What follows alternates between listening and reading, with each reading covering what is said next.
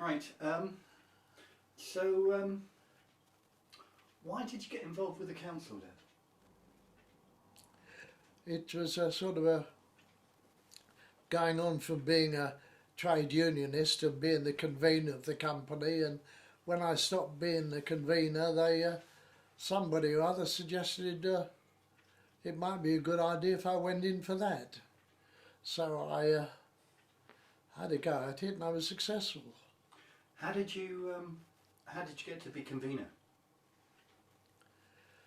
Well, when I started there, they didn't have a lot of shop stewards, and I decided to work nights, and they didn't have a shop steward. They asked me if I'd do it, and I said yes. But you'd always been in the, it must have been the Amalgamated Engineering Union at that time. Yes, they didn't like it much in the previous job when I became manager. They didn't think I ought to be in the union. Yeah, they wanted to throw you out of the AEU. Yeah, but I did manage to hang on a bit. That was when you were working for Friendlight? Yeah. So when you were working for Friendlight, you were in the AEU, but they wanted to get rid of you? Yes, because I got promoted. And then when you came to Welwyn Garden City, you were still in the AEU? Yes, so I went on the clock. Uh-huh. And could you use the word Amalgamated Engineering Union for me? Amalgamated Engineering Union. Yeah, that's what you were in then? Yes, I was in the AEU. Right. Okay. How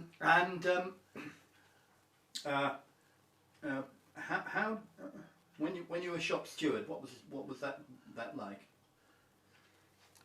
Quite interesting, really, because it used to be a little bit of a nonsense. I used to go take my stewards up to the management and negotiate a rise, and with great difficulty and all the rest of it.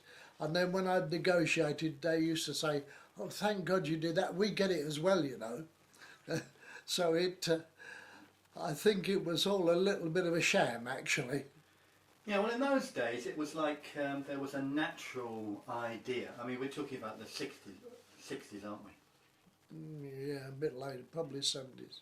Yeah, but in the 60s and 70s, the idea was that there was a kind of natural process that every year you got a wage increase, and there were unions, and the whole thing.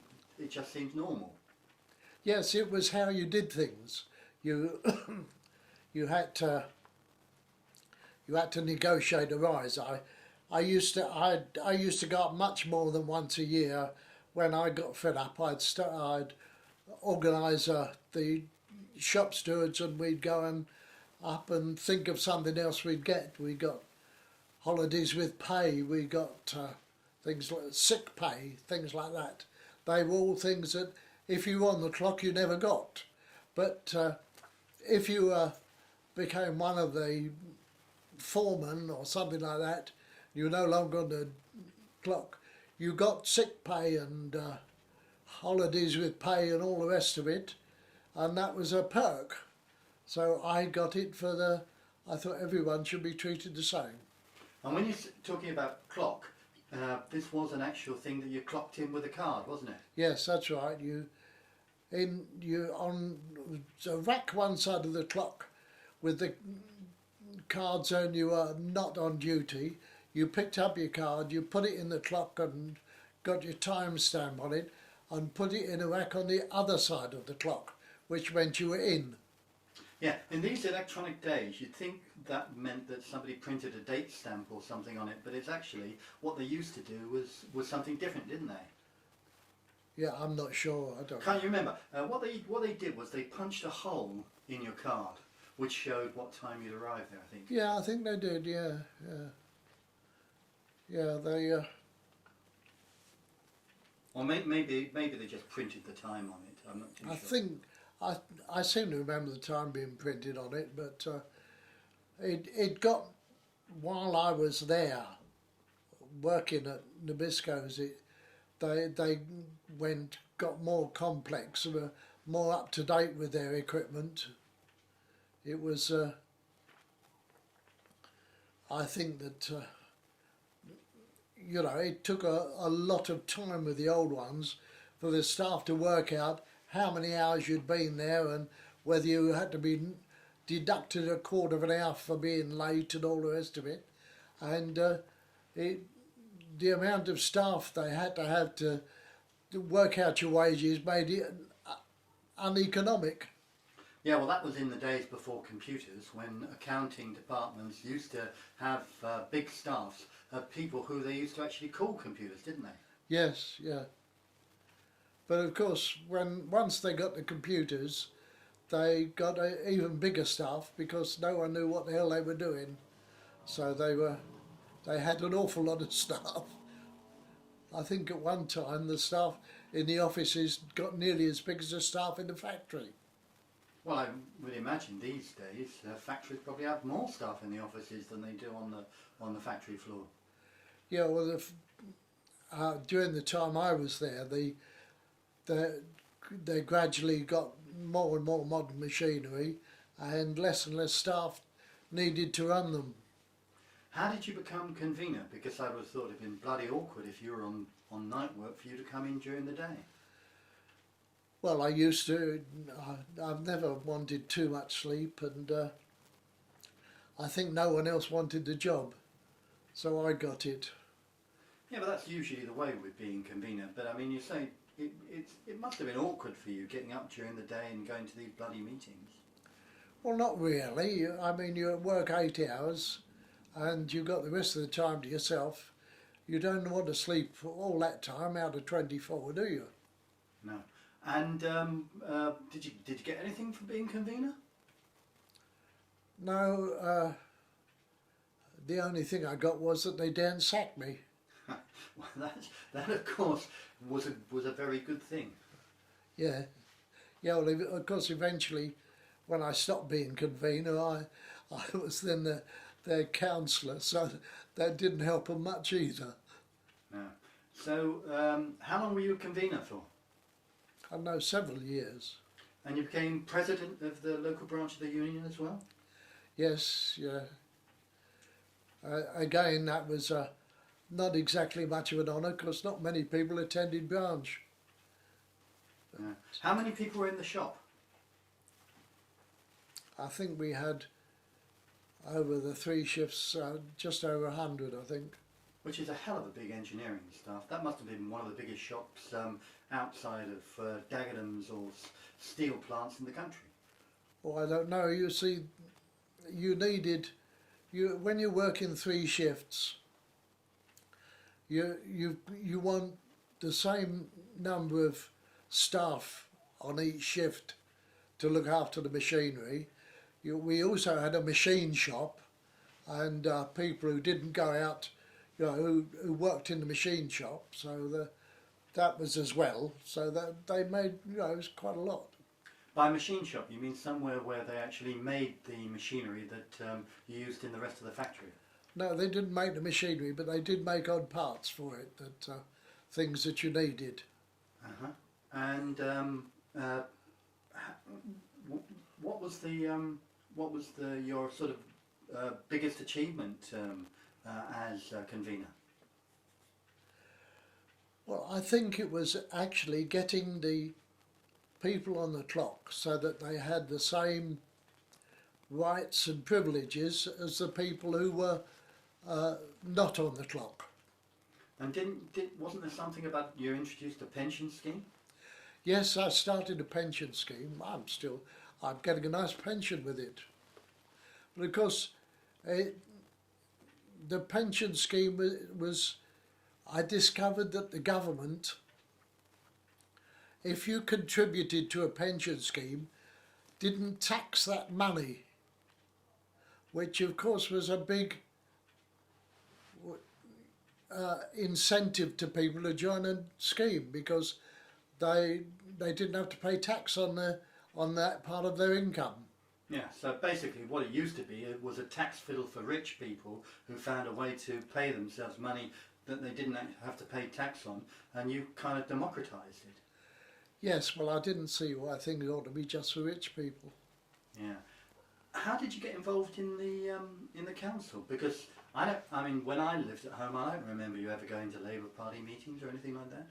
Yeah, I used to go occasionally. They didn't like me. That's why I used to go, because I was a trade unionist. I got up. I made a speech once, and I remember Stan saying, getting up immediately after and saying, "Now follow that." What I was trying to tell them was that once a flipping month or whatever it was, they came to a Labour Party meeting and thought how clever they were. Every day of my life I was doing the same thing as a convener and risking my job and not getting any promotion by doing it. But you didn't want to be promoted then? No, not really. I'd had enough of being a manager. I was a manager before I got there. So you weren't really risking anything very much, were you? No, I don't suppose so. I mean, they could have sacked me, but it would have caused an awful lot of fuss. I should think, on the whole, they probably valued the idea that they got a committed workforce that felt they were getting a good deal. Yes, well, if you look at it sensibly, I suppose, and some of them did. I know the company secretary and I got to be, quite pally. He was on my side, as it were. How did you get to be elected as a councillor? Well, I think they didn't have anyone to put up, and they thought the Tories were going to win. And I must have told them, I think, I stood in London in a safe Tory seat, and the Labour Party had quite a lot of fun.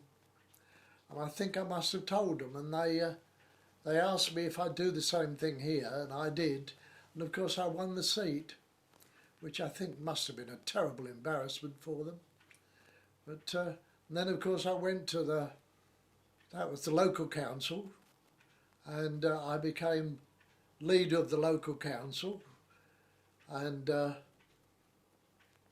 eventually they got rid of me, and then I became a county councillor for one period, and did quite well there. I was chairman of committees and things, but they didn't want me to stand again. They found someone posh. Yeah, well, when you say that, Dad, I mean, you're actually on Hertfordshire County Council, weren't you? And that's traditionally a very, very Tory authority. Yes, but this one election, it got split. And actually, the Tories, I think it was the Tories and the Labour Party, came out about equal. So we could have shared the offices, but the Tories wouldn't share them with us, so we took the lot. So that's how I became a committee chairman. But you're incredibly lucky. I mean, that can hardly have ever happened in Hertfordshire. Well, it's only ever happened that once, I think. So, I mean, that was exactly the right time to be on the county. Yes, yes. Oh, yes, you're quite right. I mean, I'm quite sure the people who nominated me didn't expect me to become important. Yeah. How on earth did you get to be leader of the district council? I think again because really I got to be a chairman of a committee, and somebody, you see, I always had some friends, and somebody nominated me, and I think the other people couldn't find anyone to stand against me. So I got it. Yeah, a friend of mine who did subsequently become an MP said that it was very usually self-selection, that people actually decide they want to do it, and then they can, and it's the people who decide they want to do it that go through it. Yes, I think there's a certain amount of that about it. I mean, I always wanted to be a committee chairman. I sitting on the back row and putting your hand up to vote when you're told to didn't appeal to me a bit.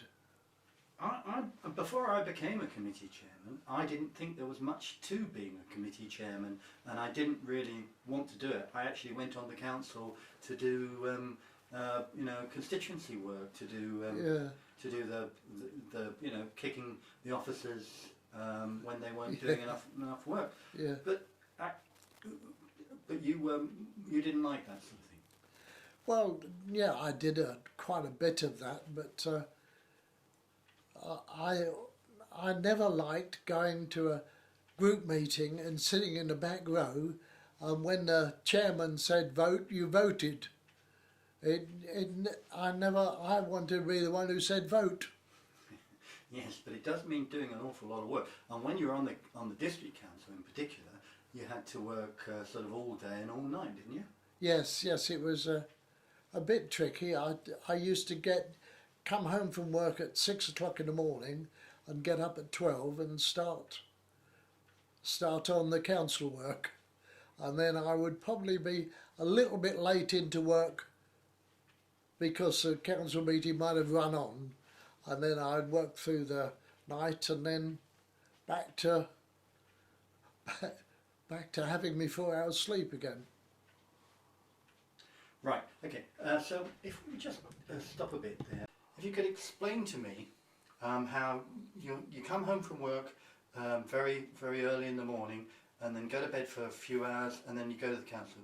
So do that again. I left work at 6 o'clock in the morning. I worked from 10 at night to 6 in the morning. And then at 12 o'clock I would get up and have something to eat and then go down to the council and sort out the problems that they'd got, because I had an office in the council. And then I'd come home and have some tea, go back for the evening meeting if there was one, and then from the evening meeting go straight on to work. So what committees did you chair? Highways, trading standards, and of course the committee, the top one, which was, I can't remember the name of, but it was Resources strategy? Something like that, but that wasn't what they called it, but it was the... Finance and general purposes? No, I can't remember, but whatever it was, that was the top committee, and I had to chair that one because I was leader of the council. Did you ever get to be mayor? No, you didn't want to be mayor. Mayor was a job you gave to somebody who wasn't very good at being a councillor, because instead of working on the council, they wanted about being nice to people. And you didn't like being nice to people? Well, I didn't think I was qualified. It's not your forte. Did you ever do anything exciting on the council? Was there ever anything exciting happened that you can remember? Not that I can remember. No, they all seemed exciting at the time. You know, if you get, after a long fight, you manage to get something to the council, however trivial it is, it's exciting for you. Yeah, but you did do things like build that bloody centre over the tunnel of the A1 in Hatfield, didn't you? Oh yes, we got that built. That was one thing we did. What was it called, Dad? I don't know. The centre in Hatfield on the A1. Don't know. I can't remember. But I mean, did lots of things. In this street where we live, I gave everybody a parking space who would have one, because it was so difficult. There was a bus route. The buses had to give up because they couldn't get along. The fire service and the ambulances couldn't get down here. So I put parking places in, and now people can have an ambulance. I think that's good, don't you? Not bad, but people still park in the street. Oh yes, but there's enough room to get an ambulance down now. Mm-hmm. So, I mean, but some of the things you did though were quite big league. I mean, there was a lot of money involved. Yes, well, I suppose the couple of places we had for people who were without, didn't have anywhere to live. We got temporary places for people to live, things like that, which I was very pleased about. I thought that was good. And you knocked down a lot of the concrete houses as well, didn't you? Yes, yes. They, when the town was built, it was railway, a railway ruled town. If you lived one side of the railway, you lived with the factories and you were a worker. And you lived in concrete dwellings which were little better than slums. And if you lived the other side of the railway, there was the shops, and behind the shops the bosses lived. So they had nice houses. So I had the concrete houses knocked down and some nice houses put up for working people. Yeah, but I thought the whole story about Welwyn Garden City was that it was all built to Park and Morris standards, which at the time were fantastic compared to anything the private sector had. Yes, it is true that the people who, when they first, I've talked to the people who first moved here, and they thought that from the slums they lived in London, they thought these concrete houses were wonderful. But of course times move on, and by the time I was leader, they were not considered wonderful anymore. But these days, the private sector is building a lot of houses that don't even come up to basic Park and Morris standards. Yes, I'm waiting for them to have outside loos again. Well, that could happen, Dan. It could happen. But I mean, in fact, there are environmentalists out there who actually think outside loos are a pretty good idea. Yeah, yes, well, there's environmentalists out there who ought to be locked up. Yeah, maybe. And I've lived with an outside loo, and you think of it, you've got diarrhoea and it's pissing down with rain. Try that for a joke. Yeah, I know there are problems, but there are some cultures that believe, for example, that the wet side of the house should be entirely separate from the dry side of the house. Yes, oh, there's weirdos everywhere. It's no doubt about that.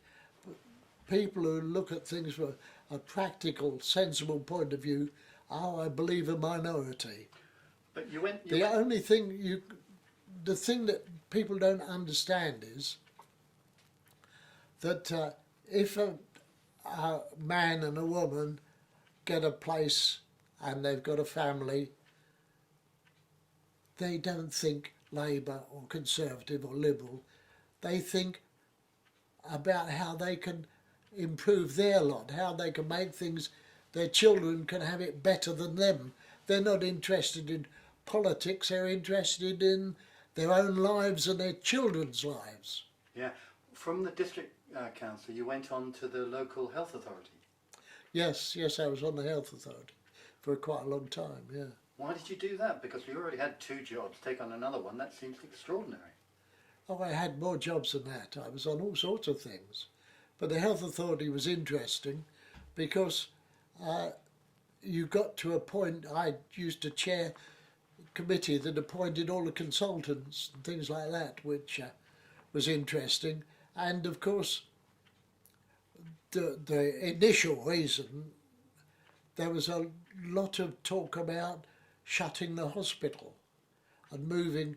We've got a good hospital at Stevenage, that should be all right, and things like that. So I wanted to defend the hospital. Yeah. Now you became... It's still there.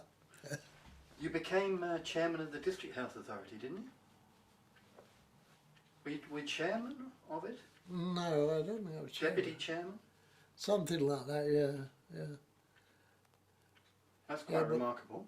Yeah, well, they used to find me jobs too. I've been appointed to practically everything. I was on the bloody water board, the electricity. It wasn't the electricity company or the water board. It was a consumer committee side of those things. I was on most of those. And did you ever get anything out of all these things? Because in those days they didn't get much by way of expenses or anything like that. I think I was lucky to get me bus fare. But these days, I mean, if you were chairman of the district council, you'd be on a wage. Yes, oh yes, you would. Nowadays, if you were doing all the jobs I was doing, you'd be rich. You wouldn't want to go to work. Well, I don't know about rich, but you'd certainly get the sort of salary that you were getting for work just from doing those sorts of jobs. Yeah, yeah. Oh, you see, we in my day, you didn't do it in order to get money. You did it because you thought it was a good thing to do. You'd got to give something back. Of course, you didn't do it when the kids were young. I think Lindsay was probably quite young at the time, but most of us had sort of grown up. Or yes. Well, when you were all young, it was a full-time job, keeping a family going, and I had to work a lot of overtime and things like that. So I didn't have a lot of time for. I think I was a shop steward at first, but didn't have a lot of spare time. You did actually do a lot of overtime towards the end of your career as well in order to get a decent pension, didn't you? Yes, the last year your pension was based on your last year's salary. So, excuse me. I did. I worked nights. I worked Sunday to Thursday, which was a week.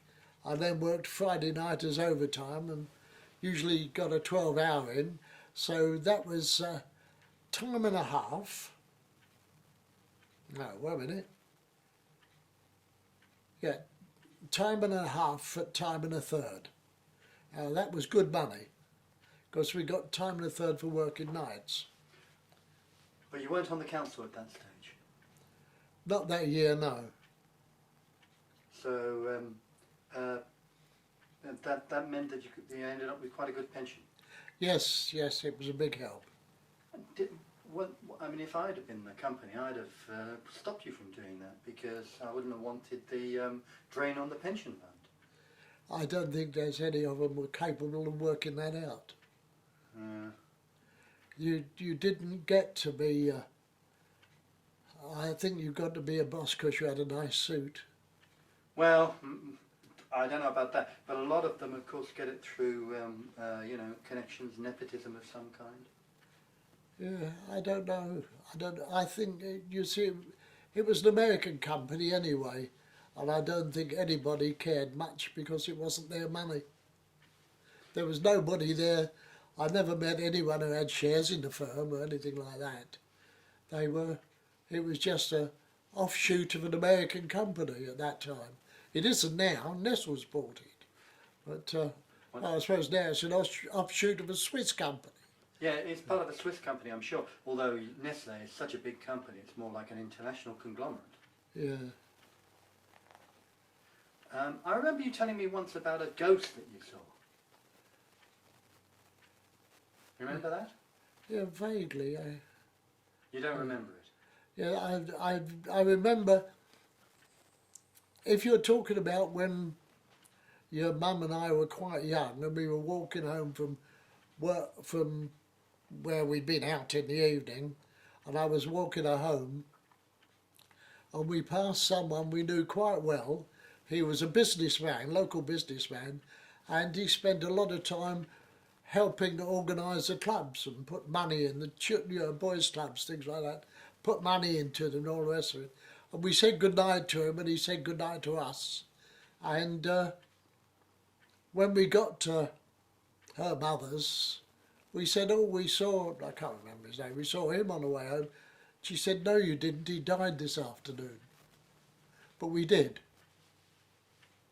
But I've seen another ghost too, where when I was working, travelling all over the country. I was down on the coast somewhere, working in an old mill, and I had to put this automatic wire in, so I was up in the loft, putting the parts of it in through there, and the mill was owned by two old gentlemen who were brothers, very nice old chaps they were, and